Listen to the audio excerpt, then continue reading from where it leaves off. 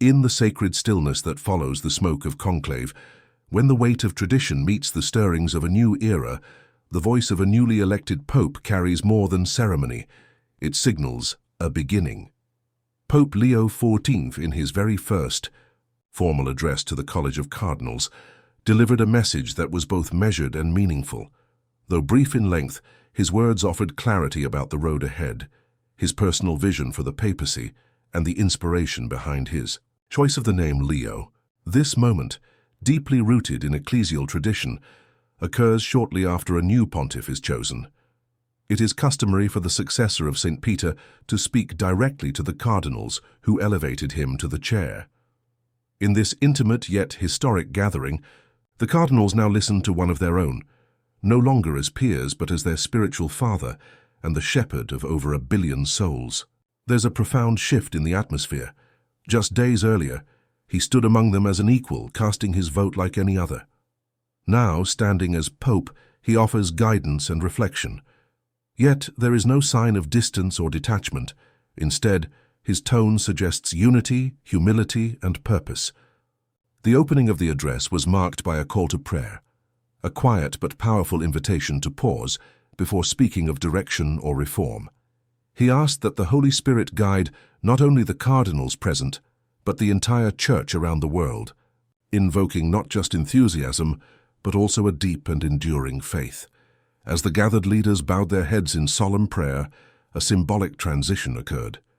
It was not simply the passing of a title, but the awakening of a new mission, one that would soon unfold through the carefully chosen words of a man now called to serve as the visible sign of unity for Catholics across the globe.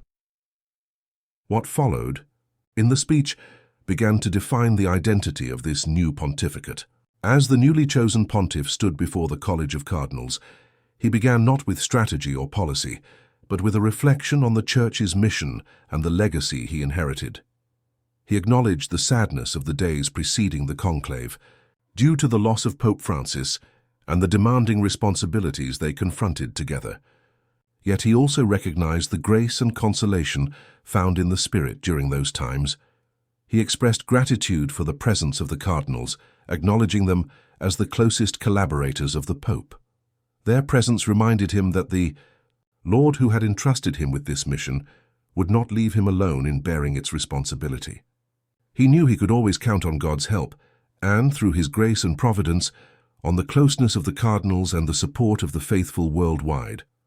The Pope described the passing of Pope Francis and the subsequent conclave as a paschal event, a stage in the long journey through which the Lord continues to guide the Church toward the fullness of life. In this perspective, he entrusted the soul of the late pontiff and the future of the Church to the merciful Father and God of all consolation. He emphasized that, from St. Peter to himself, the Pope has been a humble servant of God and his people. This humility was clearly seen in the example of Pope Francis, who dedicated himself to service and lived a life of sober simplicity.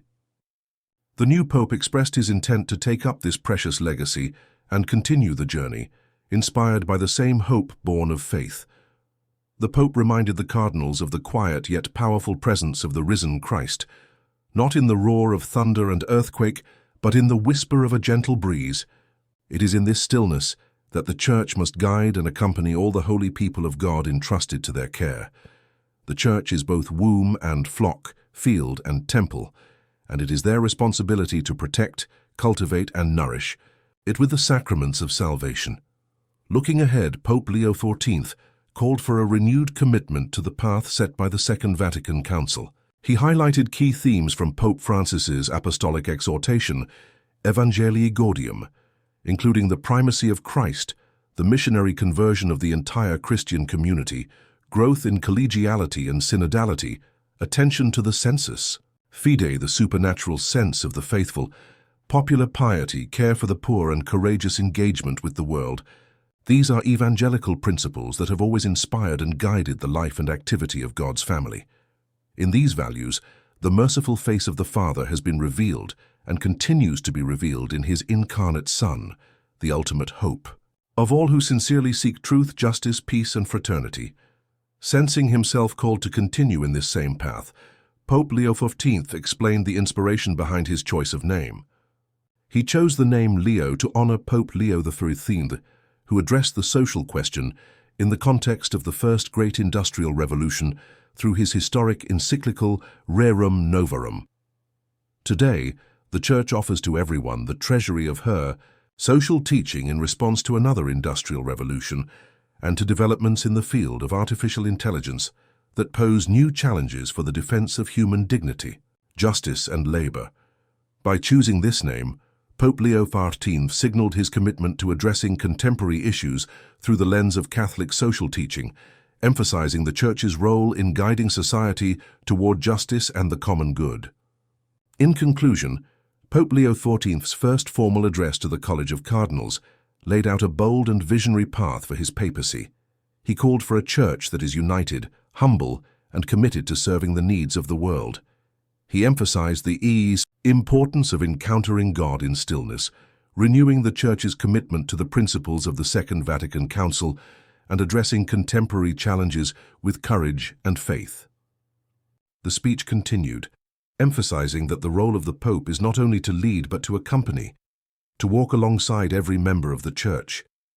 Pope Leo XIV's approach signaled a return to the essence of the Church's mission, a mission of unity, humility, and service. He called upon the cardinals to be agents of change within their dioceses, ensuring that the message of hope, love, and unity reaches every corner of the world. The new Pope envisioned the Church as a pilgrim, people, on a journey together toward the fullness of God's kingdom. He stressed that this journey should be marked not by division, but by unity. He also reminded the cardinals that the Church is called to be a community of dialogue, not only with the faithful, but also with people of all faiths, cultures, and backgrounds. The global nature of the Church was highlighted, with the Pope calling for greater inclusivity and openness. In this age of rapid globalization and cultural exchange, Pope Leo XIV emphasized the importance of fostering relationships with all peoples, regardless of their religious beliefs, ensuring that the Church remains a beacon of light and peace. Pope Leo XIV's address showed that ecumenical efforts would be a hallmark of his papacy. His commitment to interfaith dialogue was clear, reflecting the lessons learned from Pope Francis and his interactions with leaders from other religious traditions. Leo XIV spoke passionately about the importance of continuing these conversations, not to seek uniformity, but to foster mutual understanding and respect. He believed that through dialogue, the Church could contribute to building a more peaceful world, one where different religions coexist and work together for the common good.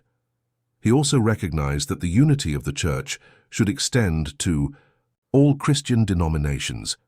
The unity that he called for was not about merely returning to the past, but finding ways to live together in harmony in a contemporary world. Pope Leo XIV suggested that Christians must come together in solidarity, not just in doctrinal matters, but in the way they live out the gospel, in service to the poor, the marginalized, and those on the periphery of society. One of the more striking points in the address was Pope Leo XIV's subtle but significant remarks on the role of women in the Church. While he did not make any immediate changes to Church doctrine, he indicated that one of his priorities would be expanding the role of women in the Church's ministries. He expressed admiration for the women of the Church, both those in positions of authority and those who quietly serve behind the scenes. Leo XIV acknowledged that women have been at the heart of the Church's work for centuries, and it was time that their contributions were more fully recognized and celebrated. This marked a shift from previous papacies, where the role of women, while important, often remained secondary. Pope Leo XIV, however, viewed the full inclusion of women in the Church's life and mission as not only a moral imperative but as an essential part of the Church's future. Whether through greater involvement in decision-making processes or broader leadership roles, his papacy was poised to bring about a deeper integration of women into the structures of the Church. Another significant element of Pope Leo XIV's message was his strong commitment to pastoral care. He urged the College of Cardinals to ensure that the Church's pastoral outreach focused on those who were often left behind or forgotten, the poor, the sick, the refugees, and those in prisons. or living in poverty. The Pope emphasized that the Church must be a welcoming presence, showing compassion, not judgment. He called for priests and bishops to focus on offering practical help, not just spiritual support. By caring for people's material needs as well as their spiritual ones, Pope Leo XIV hoped to model Christ's own ministry on earth.